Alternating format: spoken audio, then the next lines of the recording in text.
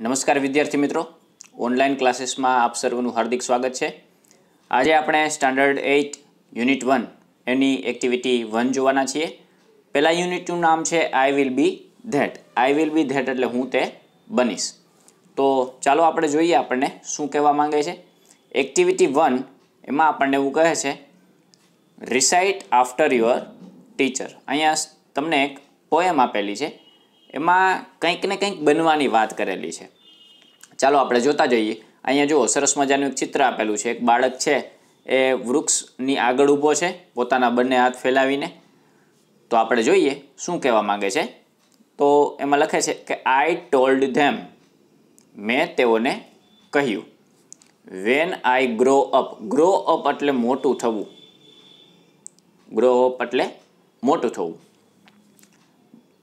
મેં તેઓને કહ્યું જ્યારે હું મોટો થઈશ ત્યારે શું કહે છે કે I am not going to be a scientist, ત્યારે હું વૈજ્ઞાનિક, સાયન્ટિસ્ટ એટલે થશે વૈજ્ઞાનિક, ત્યારે હું વૈજ્ઞાનિક બનવા માંગતો નથી। અથવા તો or someone who reads the news on TV, હું વૈજ્ઞાનિક બનવા માંગતો નથી। સમવન એટલે કોઈક, સમવન એટલે શું થશે કોઈક, અથવા તો હું એવું કોઈ બનવા નથી માંગતો કે જે, અહીંયા વુનો અર્થ થશે કે જે, બરાબર, એવું બનવા નથી માંગતો કે જે ન્યૂઝ વાંચતું હોય ટીવીમાં, એટલે કે ન્યૂઝ રિપોર્ટર પણ બનવા નથી માંગતો। નો એટલે કે ના। તો શું બનવા માંગે છે? I want to be free, હું મુક્ત રહેવા માંગુ છું। I am going to be a tree, એ શું બનવા ઈચ્છે છે? I am going to be a tree, હું વૃક્ષ બનવા માંગુ છું। શા કારણે? તો કે હવે જો અહીંયા વૃક્ષ એવું એને સામે જવાબ આપે છે કે ધેય સેડ, ધેય એટલે અહીંયા કોણ? વૃક્ષના અર્થમાં કીધું છે।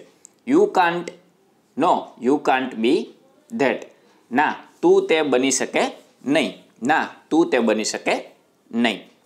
તો એક છોકરો એવું કહે છે કે મારે વૃક્ષ બનવું છે, તો એને વૃક્ષ સામે જવાબ આપે છે કે ના તું તે બની શકે નહીં। હવે બીજું ચિત્ર જોઈએ તો એમાં જો આપણને એક વેલ માછલીનું ચિત્ર આપેલું છે, દરિયામાં જે તરી રહી છે।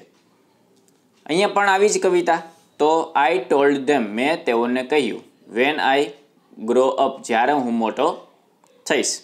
I am not going to be an airline pilot, તો મારે એરલાઇનના કોઈ પાયલોટ બનવું નથી, ડાન્સર બનવું નથી, અથવા તો લોયર બનવું નથી, ઓર એ ડૉક્ટર, મારે ડાન્સર પણ નથી બનવું, પાયલટ પણ નથી બનવું, લોયર એટલે વકીલ પણ નથી બનવું, અને ડૉક્ટર એટલે ડૉક્ટર પણ નથી બનવું। તો શું બનવું છે? નો, એમ કે છે ના। Huge whales will swim in me, એટલે મોટી મોટી માછલીઓ છે એ મારામાં તરતી હોય। I am going to be the ocean, એટલે હું એવું બનવા માંગુ। શું બને? મોટી માછલીઓ તો શેમાં તરી શકતી હોય? તો કે દરિયામાં। ઓસેન એટલે શું થશે? દરિયો। તો હું દરિયો બનવા માંગુ છું, જેથી કરીને મોટી મોટી માછલીઓ છે એ મારામાં તરી શકે। પણ સામે એને જવાબ આપે છે they said you can't be that, no you can't be that, ના તમે તે બની શકો નહીં, ના તમે તે બની શકો નહીં। હવે ત્રીજું ચિત્ર છે જેમાં એક બાળક છે જે પર્વતનું રૂપ લઈને દેખાય છે, ધારણ કરેલું હોય એવું। તો એમાં પણ એવું જ કહે છે કે આઈ ટોલ્ડ ધેમ, મેં તેઓને કહ્યું। શું કહ્યું? I am not going to be a DJ, DJ એટલે ડિસ્ક જોકી, જે આપણે પાર્ટીમાં ગીત વગાડતો હોય, આપણે પિક્ચરોમાં ને એમાં જોઈએ છે DJ. I am not going to be a DJ, હું ડીજે બનવા માંગતો નથી। અથવા તો અ કોમ્પ્યુટર પ્રોગ્રામર, એ પણ બનવા નથી માંગતો, મ્યુઝિશિયન પણ બનવા નથી માંગતો, અથવા તો બ્યુટિશિયન એટલે સૌંદર્ય તજજ્ઞ, એ પણ બનવા નથી માંગતો। તો શું બનવા માંગે છે? જો આ બાળકના વિચારો કેટલા ઉન્નત છે, તો એ એવું કહે છે કે streams will flow through me. Streams એટલે શું થશે? ઝરણા, જે પહાડોમાંથી જે ઝરણા વહેતા હોય ને એ, સ્ટ્રીમ્સ વિલ ફ્લો એટલે વહેવું. થ્રુ મી એટલે માંથી.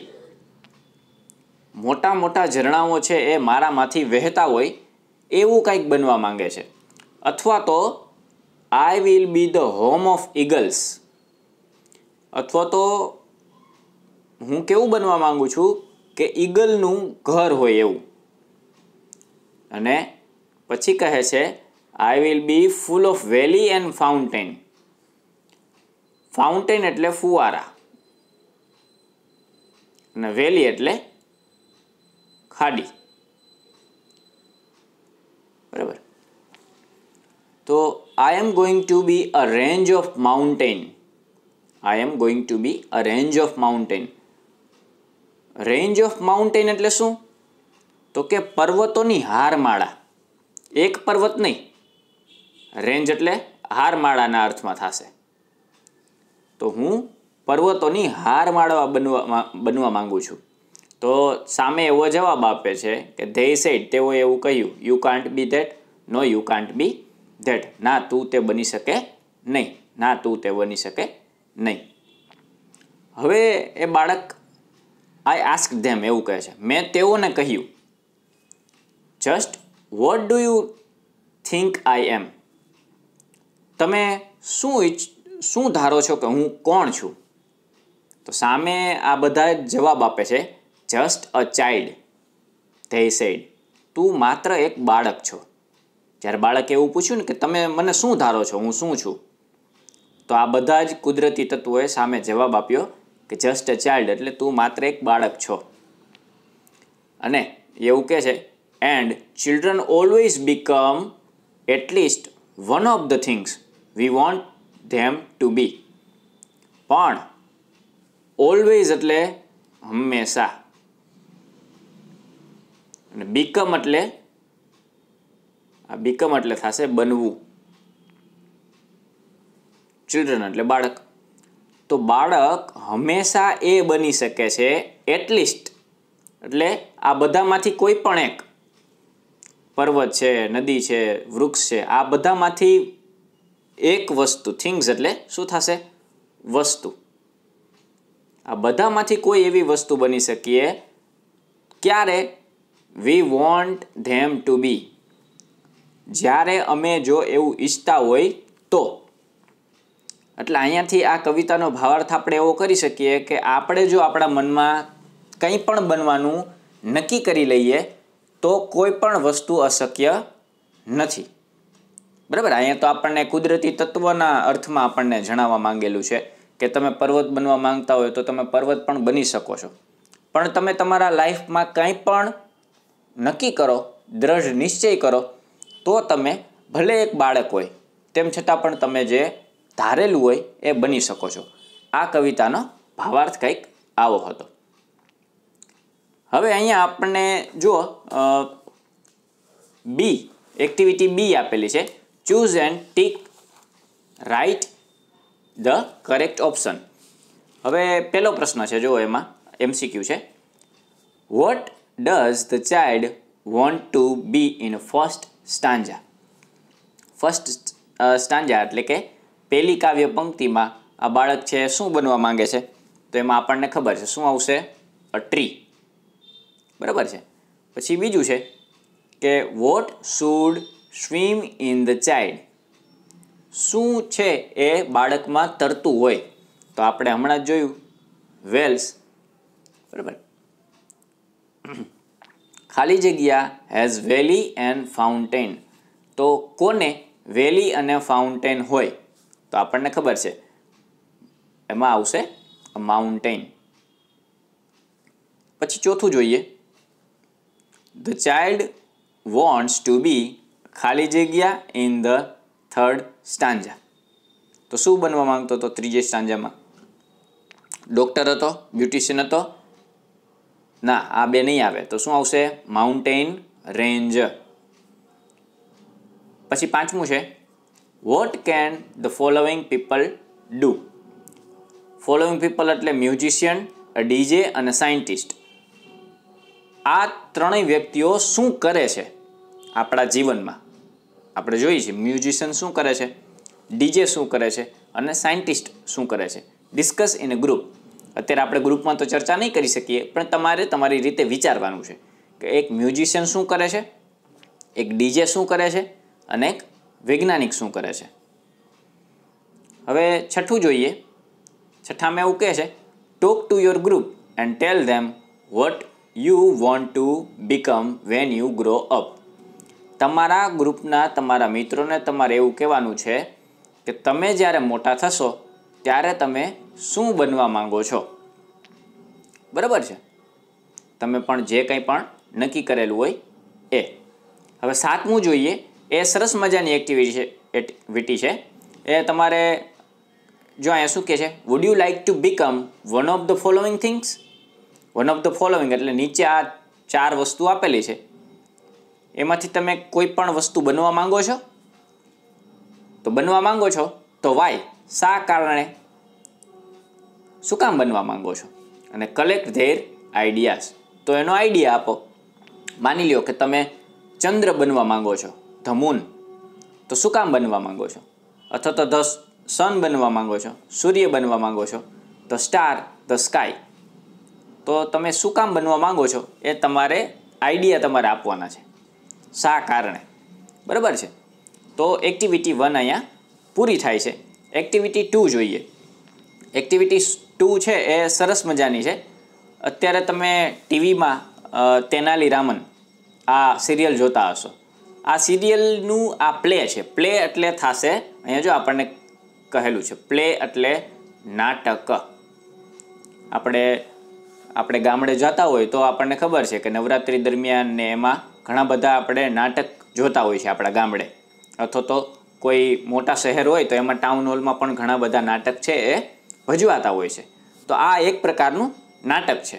આપણે સ્કૂલમાં પણ આપણી પ્રાર્થના સભામાં ને એમાં આપણે નાટક કરતા હોઈએ છીએ, ઘણા બધા વિદ્યાર્થીઓ કરતા હોય. બરાબર છે. તો રીડ એન્ડ એન્જોય, વાંચો અને આનંદ માણો. તો આ પાઠનું શીર્ષક છે અ કી ટુ હેવન. એનું શું અર્થ થશે?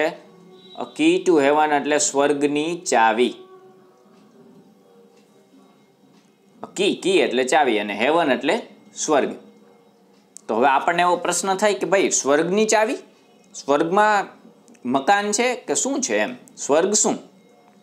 તો આ એ પાઠમાં આપણે શીખવાનું છે કે સ્વર્ગમાં કોઈ દરવાજામાં કોઈ તાળું મારેલું છે, એ કોઈનું ઘર છે કે એમાં તાળું મારેલું હોય, એવું નથી. પણ આપણે આ પાઠ શીખશું એટલે આપણને ખ્યાલ આવશે. તો નાટક હોય એટલે એમાં શું હોય, સીન આવે ને. તો અહીંયા આપણને પેલો સીન 1 એવું કહેલું છે. તો સીન 1માં આપણે જોઈએ. જો સીન 1માં શું છે, આ નાટક ક્યાં ચાલુ થાય છે. આ જે ઘાટા અક્ષરે તમને આપેલું છે એ નાટકનો પહેલો સીન ક્યાંથી ચાલુ થાય છે, તો કે કિંગ્સ કોર્ટ. કિંગ્સ કોર્ટ એટલે દરબાર, રાજાનો દરબાર. કોર્ટ એટલે શું થશે, દરબાર. તો રાજાના દરબારમાં આ પહેલો સીન ચાલુ થાય છે, જેમાં તેનાલી રામન છે પાત્ર 1, કર્ટિયર 1 અને કર્ટિયર 2. કર્ટિયર એટલે દરબારી, જે દરબારમાં હોય એ દરબારી. કર્ટિયર 1 એટલે કર્ટિયર 2 એટલે કે દરબારી પહેલો અને દરબારી બીજો. Are waiting for the king, રાજાની રાહ જોઈ રહ્યા છે. અને એવામાં there is a sound of trumpets and drums. શરણાઈ, ટ્રુમ્પ્સ એટલે શરણાઈ અને ડ્રમ્સ એટલે આપણને ખબર છે ઢોલ નગારા. અને એવામાં જ ઢોલ નગારા વાગે છે. The king walks in and all the courtier stand up. જેવા ઢોલ નગારા વાગે છે એવા રાજા છે એ પ્રવેશે છે અને બધા જ કર્ટિયર્સ એટલે દરબારી જ્યાં બેઠા હતા ત્યાંથી ઊભા થઈ જાય છે. હવે તેનાલી રામન એવું કહે છે કે તેનાલી રામન એન્ડ કર્ટિયર્સ, જ્યારે રાજા પ્રવેશે છે ત્યારે તેનાલી રામન અને બીજા કર્ટિયર એટલે દરબારીઓ એને ગુડ મોર્નિંગ યોર મેજેસ્ટી, રાજાને એમને ગુડ મોર્નિંગ કરે છે. બરાબર છે. હવે જોઈએ ધ કિંગ. હવે કિંગ સામે જવાબ આપે છે કે good morning, where are my minister today. રાજા આવીને તરત જ એક પ્રશ્ન પૂછે છે કે મારા મિનિસ્ટર ક્યાં છે. તો શું કામ હતું એમને? I will discuss the new road project with them. મારે નવા રોડનો પ્રોજેક્ટ એમની સાથે ડિસ્કસ કરવો છે. કોની સાથે? મિનિસ્ટર સાથે. હવે આ પાઠ આપણે ખાસ ધ્યાન દઈને સાંભળવાનો છે, સમજવાનો છે, કારણ કે આના MCQ અને આના પ્રશ્ન આપણને પરીક્ષામાં પૂછાઈ શકે છે. એટલે રાજાએ પોતાના મિનિસ્ટર વિશે પૂછ્યું. બરાબર છે. કર્ટિયર 2. યોર મેજેસ્ટી, અ ગ્રેટ સાધુ is in our kingdom this day. Great સાધુ એટલે મહાન સાધુ. રાજાને એવું કહે છે કે એક મહાન સાધુ છે ઇન અવર કિંગડમ, એટલે આપણા કિંગડમ એટલે શું થાય? રાજ્ય, જે રાજાનું રાજ્ય હોય તે.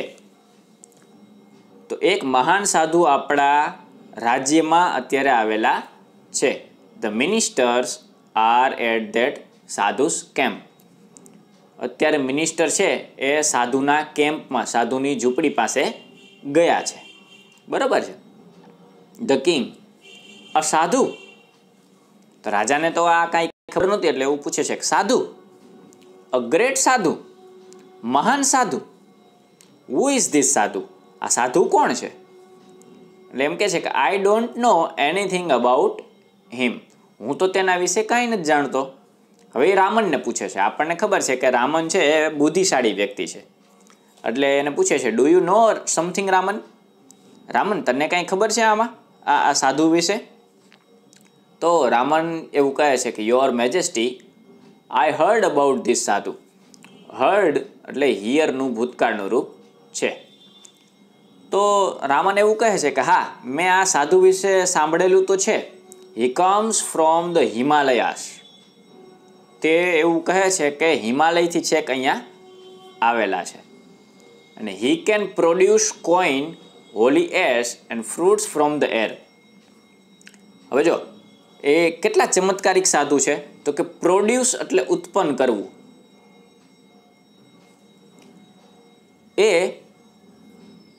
સિક્કા ઉત્પન્ન કરી શકે છે. કોઈન એટલે સિક્કા, બરાબર. અને હોલી એશ, હોલી એટલે પવિત્ર, અને એશ એટલે થશે રાખ. હોલી એશ એટલે પવિત્ર રાખ ઉત્પન્ન કરી શકે છે. અને ફ્રૂટ્સ ફ્રોમ ધ એર, અને હવામાં હાથ કરે અને ફ્રૂટ ઉત્પન્ન થઈ જાય, પોતાના હાથમાં ફ્રૂટ આવી જાય. આટલા એ ચમત્કારિક સાધુ છે. બરાબર છે. એટલે આ એ સાધુનો પરિચય હતો. હવે કર્ટિયર 1, દરબારી પહેલો, એવું કહે છે and there is a long queue of people in front of his tent every day. Queue એટલે લાઈન, અથવા તો આપણે કતાર કહીએ. લાંબી લાંબી કતાર લાગી હોય ને, તો ક્યુ એટલે થશે કતાર. એ એમ કહે છે કે મારા જ એટલું જ નહીં, એના ટેન્ટ એટલે કે એના ઝૂંપડી પાસે લાંબી લાંબી માણસોની કતાર લાગી હોય છે, લાઈન લાગી હોય છે. અને એ શું કરે છે માણસો? They offer him gold coins, clothes, animal, grain, vegetables and dry fruits.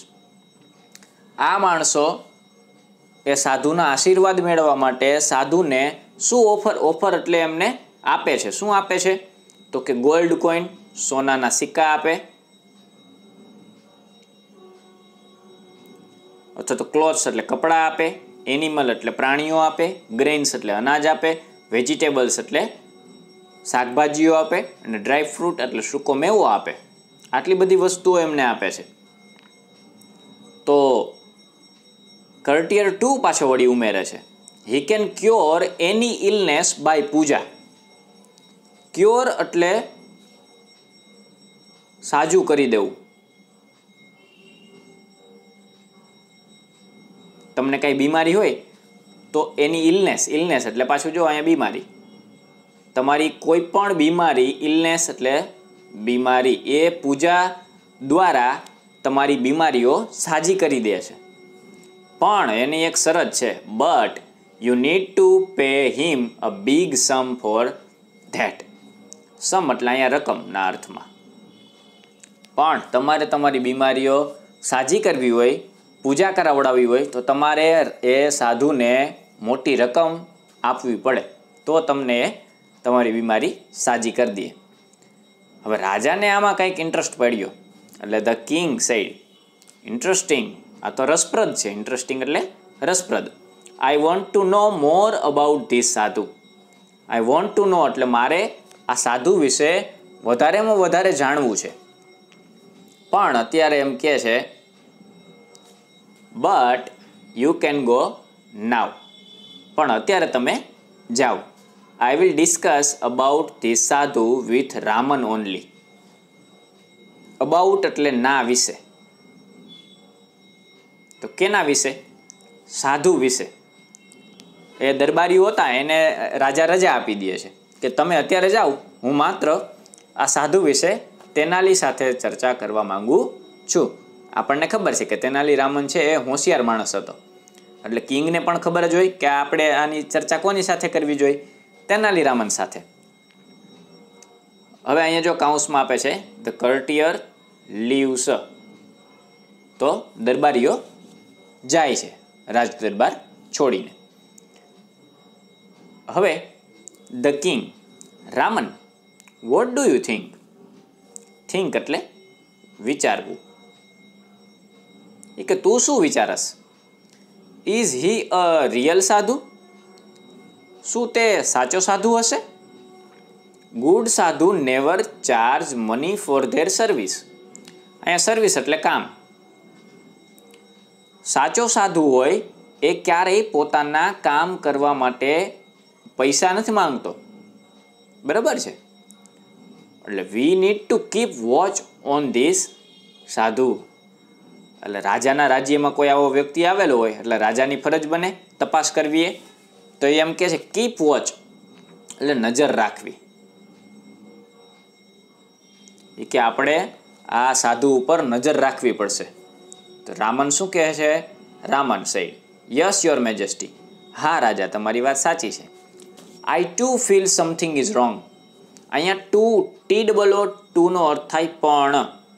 I too feel એટલે મને પણ, ફીલ એટલે એવું અનુભવ થાય છે કે કાંઈક ખોટું થઈ રહ્યું. સમથિંગ એટલે કંઈક, કંઈક ખોટું થઈ રહ્યું છે.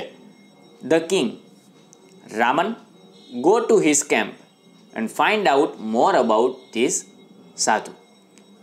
રાજા રામનને એવું કહે છે કે અત્યારે ને અત્યારે તું એના કેમ્પમાં જા અને વધારેમાં વધારે તમે એ સાધુ વિશે ગોતી આવો. ફાઇન્ડ અબાઉટ, ફાઇન્ડ એટલે શોધવું, અને મોર એટલે વધારેમાં વધારે અથવા તો વધુ. અબાઉટ એટલે હમણાં આપણે જોયું ના વિશે. તો રામન એવું કહે છે સર્ટેનલી એટલે તરત જ અથવા તો હમણાં જ. તો તેનાલી રામન એમ કહે છે કે હમણાં જ જાઓ અને હું આ સાધુ વિશે તપાસ કરતો હોઉં. તો વિદ્યાર્થી મિત્રો, આ આપણા યુનિટ 1નો બીજી એક્ટિવિટીનો સીન 1 અહીંયા પૂરો થાય છે. સીન 2 છે આપણે આવનાર વિડીયોમાં જોશું.